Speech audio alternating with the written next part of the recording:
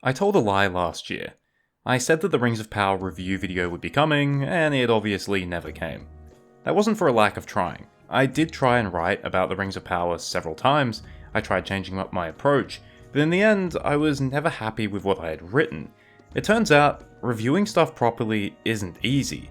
It's different to the writing I normally do because I'm not writing about Tolkien or his work, I'm writing about my beliefs about something.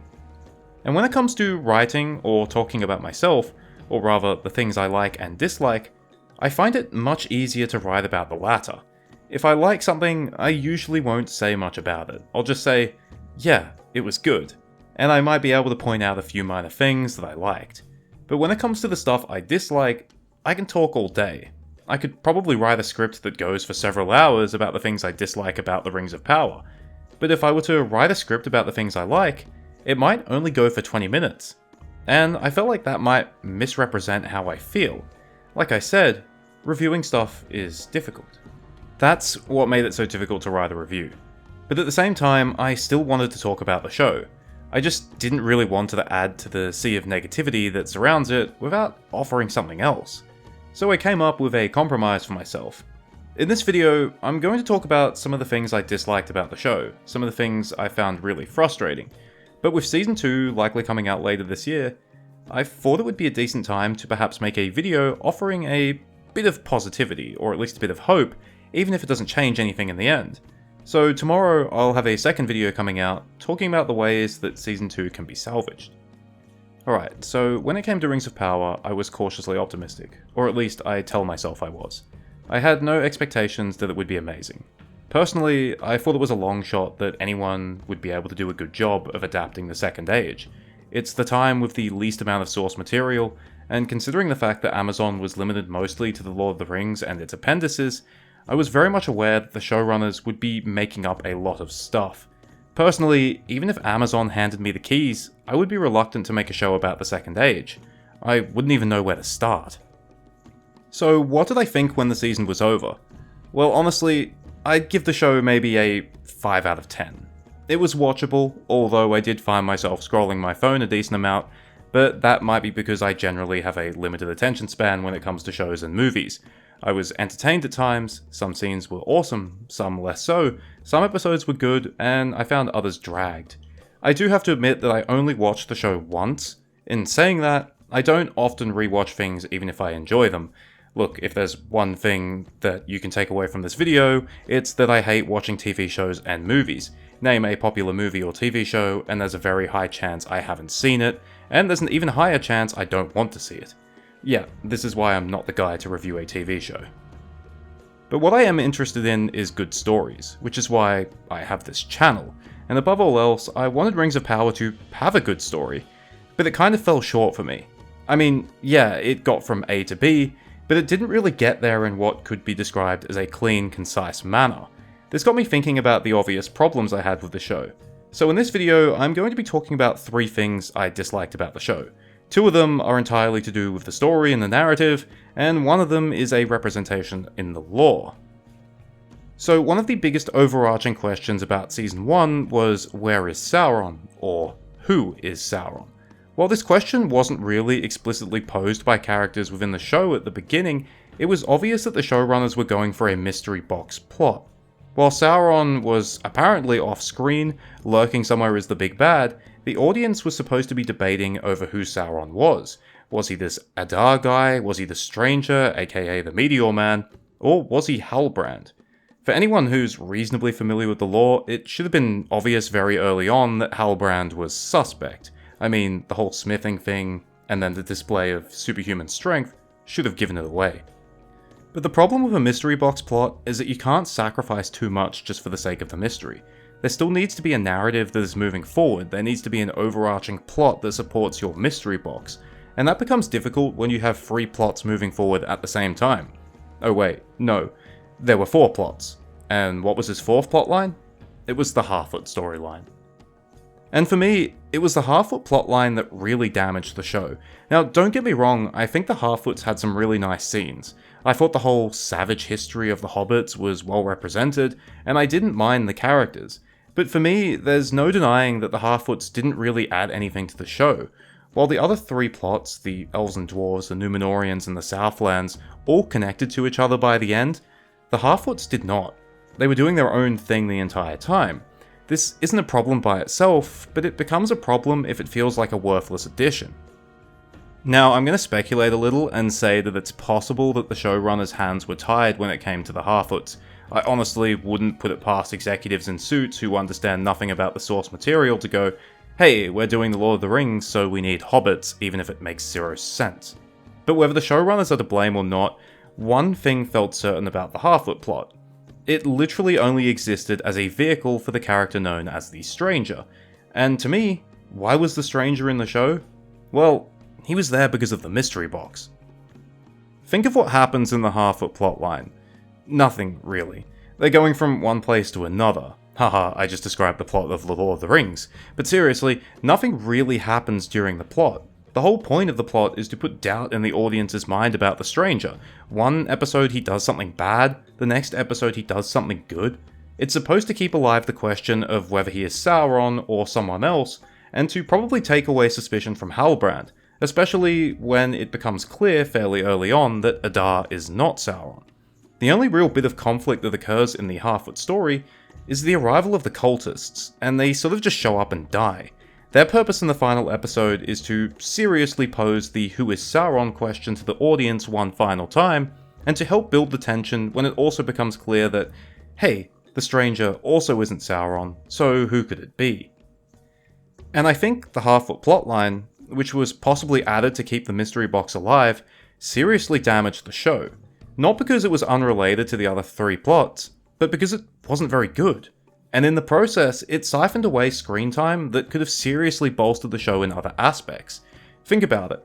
Let's say conservatively that the Halfwoods used up 20% of the show's screen time, which is around 2 hours or so. Imagine what could have been done with those 2 hours.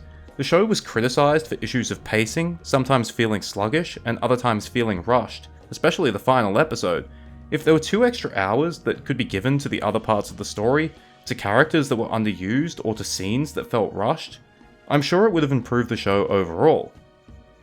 Maybe it will all be worth it, and the Halfwood story will end up going somewhere important in later seasons. As far as we know now, Nori and the Stranger are going to Rune, which could be interesting. We've never seen Rune properly in an adaptation before. In hindsight, perhaps it all won't be such a bad thing, but at least for now, it really felt like the Halfwoods took away from the show rather than added to it. But I'm not going to pretend that the mystery box and the Halfwoods single-handedly hurt the show, because a mystery box plot can be done well, and I'm sure the Halfwood plot could have been made more exciting. I think the unfortunate reality is that the showrunners bit off more than they could chew.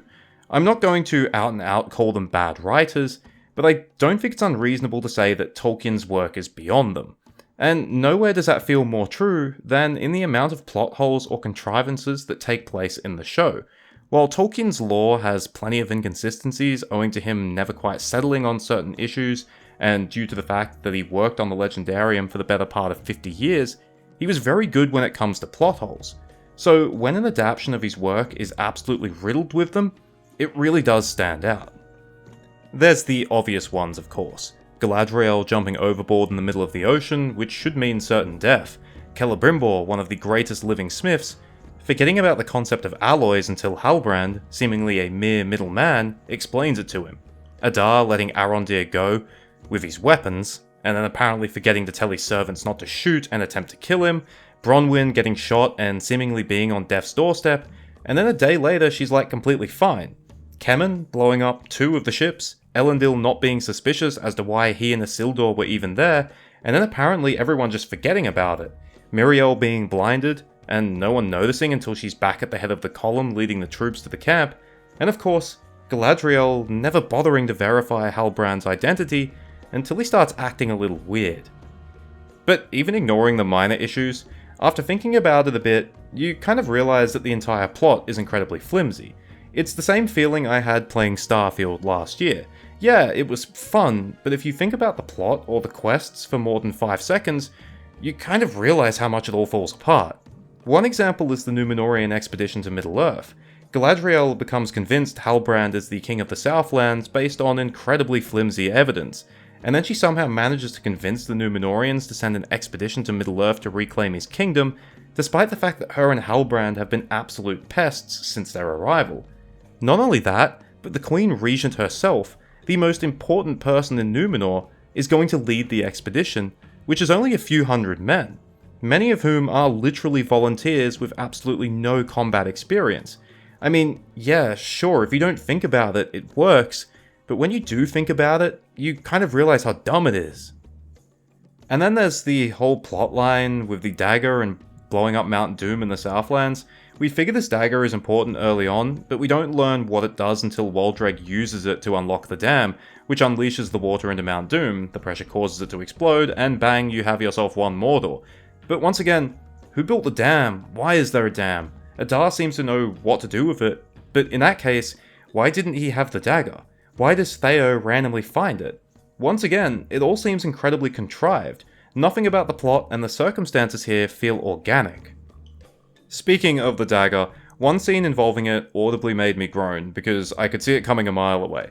That was when Adar was trying to make his escape, and then he's captured by Halbrand and Galadriel. They take what he's carrying, but no one actually checks to see what it is, which, you know, feels kind of important. This guy is trying to escape, and he's taken one thing with him, so you should probably check what it is. And when no one checked it, I immediately knew that, yeah, he's 100% swapped it out for something else, and then they give it back to Theo, and surprise surprise, it's something else, and any chance they had of stopping Waldreg from unleashing the dam is done. It just felt incredibly cliche, and all of the characters came across as really stupid. Look, I don't want to act like the show should have been perfect. It's so ambitious in scope, and the source material is so scarce, that issues like that are close to unavoidable. I mean, even Game of Thrones, and yeah, that's one show I have watched because I've read the books, even Game of Thrones in its better earlier seasons had plenty of plot holes and contrivances. Does anyone remember Littlefinger being able to teleport everywhere? But with Rings of Power, I felt like a lot of those issues felt lazy or straight up unnecessary. I mentioned Kemen blowing up the ships earlier. That scene was clearly added to create a situation where Isildur could be allowed onto the expedition, which is fine. But that scene should still have consequences. It doesn't exist in a vacuum. I mean, maybe it will in the second season, who knows? I'll talk about that in my next video. For the final part of this video, I want to talk about the one lore aspect that I sort of felt was misrepresented. Well, there was more than one in the show, but this was the one that bugged me the most. And that was the Númenóreans.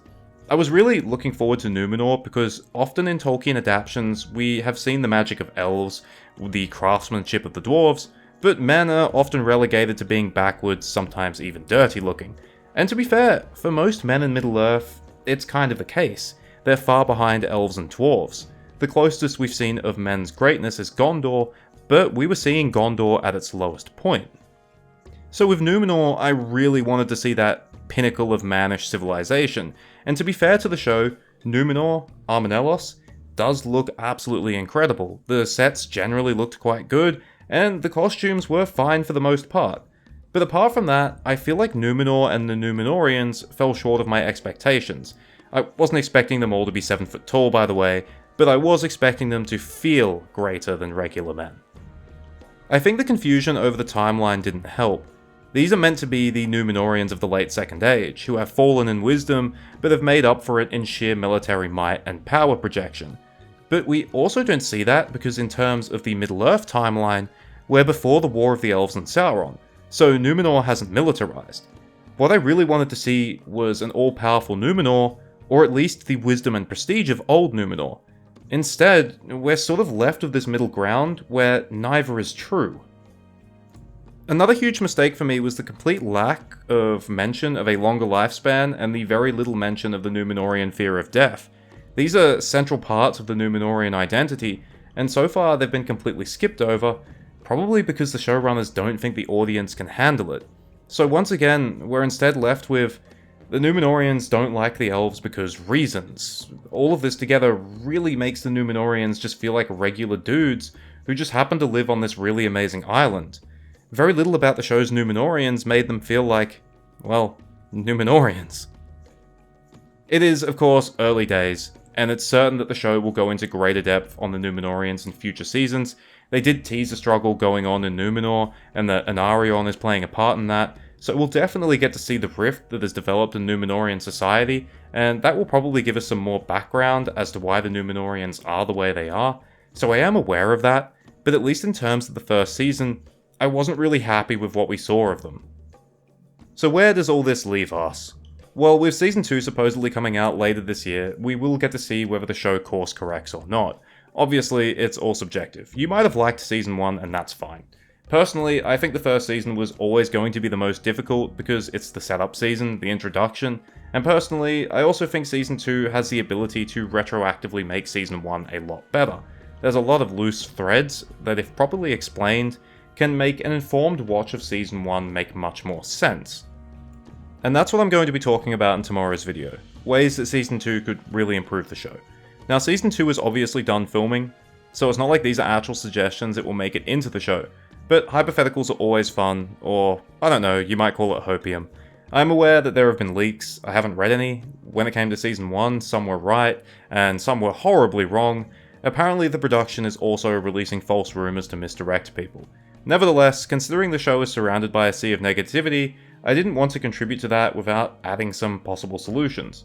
Although, I'm a realist and I definitely expect today's video to do much better than tomorrow's video, because fear and hatred sells, yay!